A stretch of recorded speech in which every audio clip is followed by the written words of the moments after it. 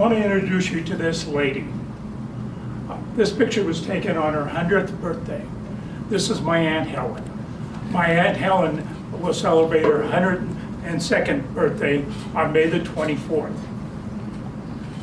I'll tell you a little bit more about her and why I showed you that picture. This evening I want to talk about basically two topics. One is physician-assisted suicide and the other is euthanasia.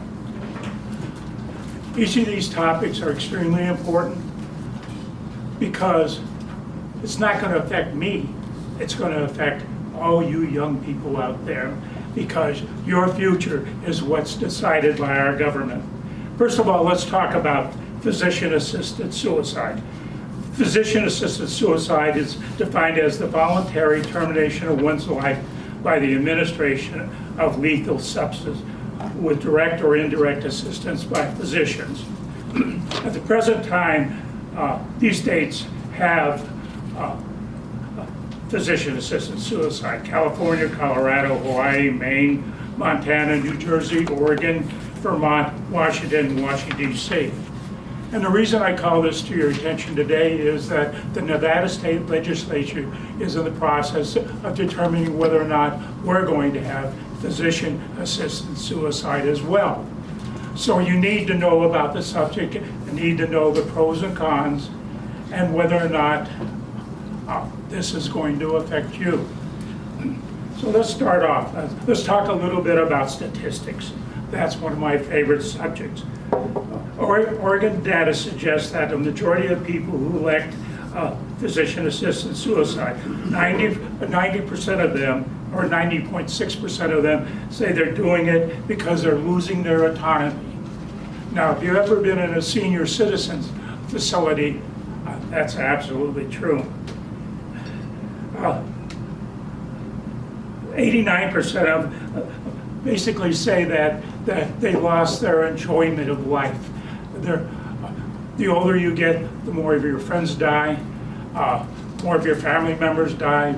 Sometimes the person you married with died. So all these things tend to affect that. And then they talk about something called a loss of dignity, about being a burden on your family. I don't know about you, I don't want to be a burden on my son and his wife. So I definitely understand that. And the next one is a loss of bodily functions. Now I know a friend of George's, his girlfriend, the father worries about that all the time, and he's in an assisted living facility. And probably one of the most important is that there's a concern that the pain control that they give you as you grow older becomes less and less effective because your body adjusts to it and it takes more of the same drug to lessen the pain. So that's why people that's why people are concerned about physician-assisted suicide. Now there's four main arguments against physician-assisted suicide. The first one is that the people who believe that really don't need it say that hospice care takes care of older people, especially the people that, not always older people, the people who are in intense pain, that these systems will take care of you. The problem is that if you know anything about assisted living facilities is that depending upon the nature of the illness that you have, many of these drugs become less effective as you become more accustomed to them. Now, other people will say that we need physician-assisted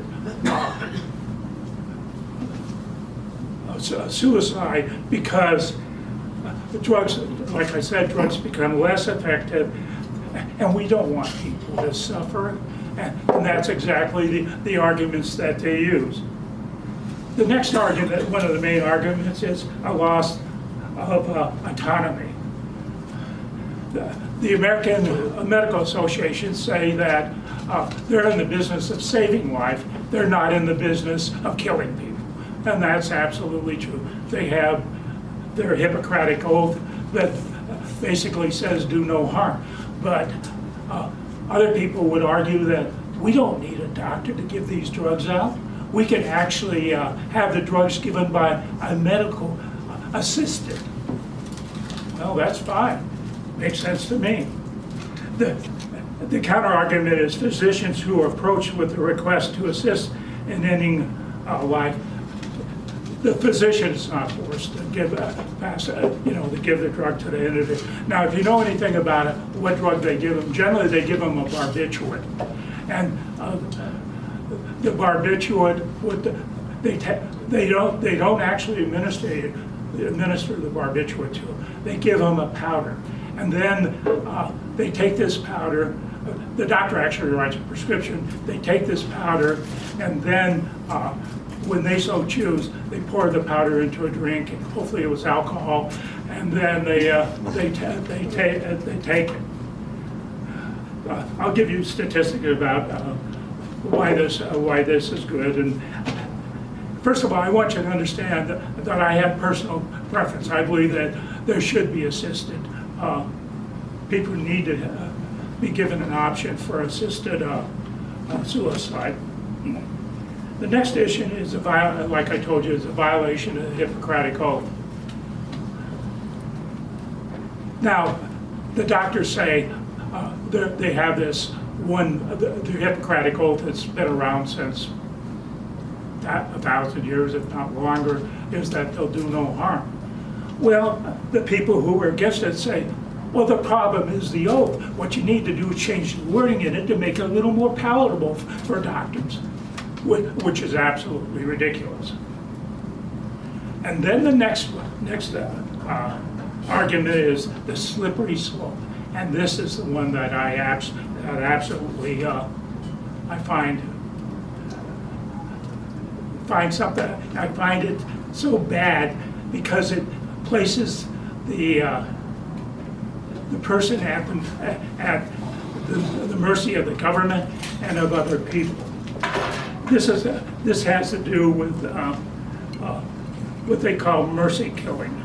And basically, what mercy killing is that because people get old and they require more time to be taken care of, or they need more medicine, and everybody knows that all these drugs cost money, and when you're in an assisted living facility, it actually takes more money to take care of these people. So what they came up with something called mercy killing. So because I have an aunt that's 102 years old, she really has she provides nothing for the community. She doesn't make the world a better place or anything. So without her permission, I could suggest that she be placed on a I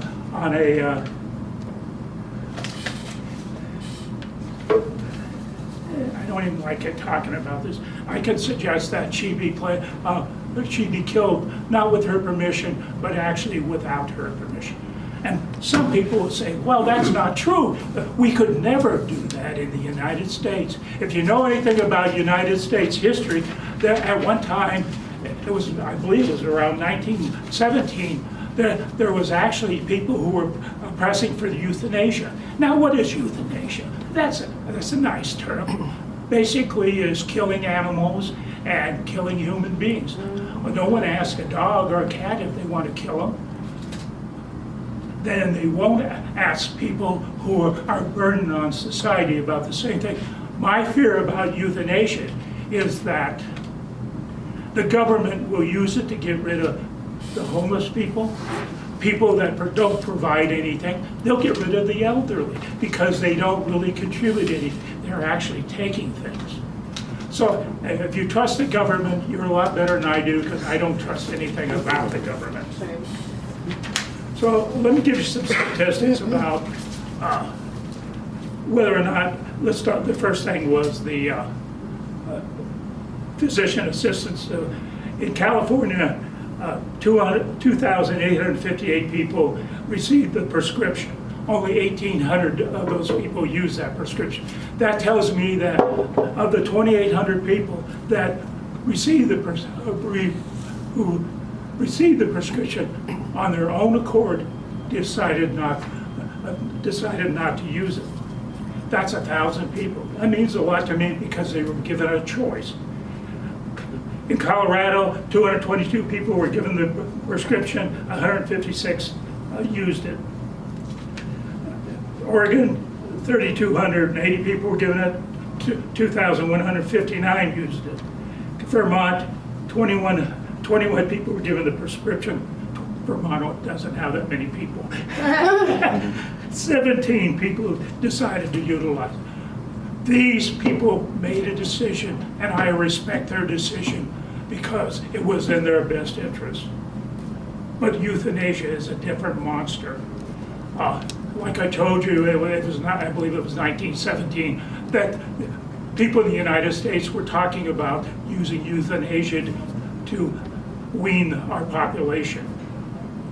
Well, that's terrible. But these are the same people that yelled when the Nazis during World War II were executing people just because they were old, they were invalid, they had psychological issues. They just didn't meet what the Nazis wanted so far as a good population.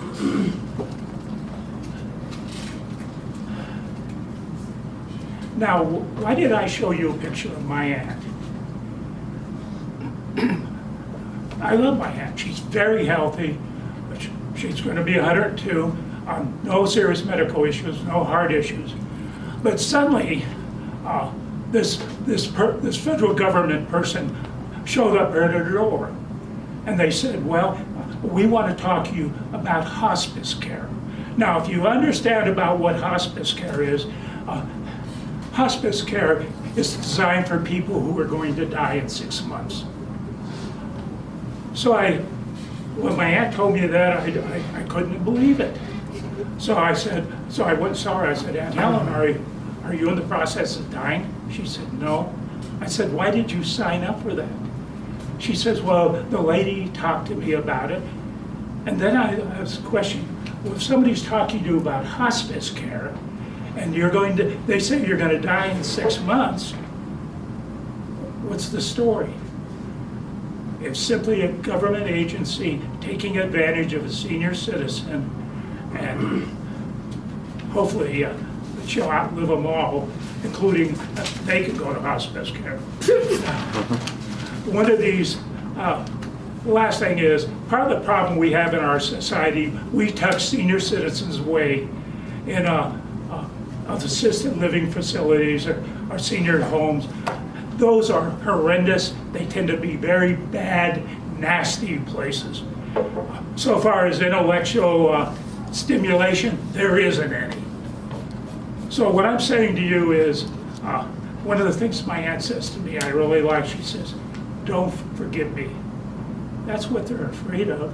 It's not dying, they just don't want to be forgotten by their family and their friends. Madam Toastmaster. Great talk. Wow.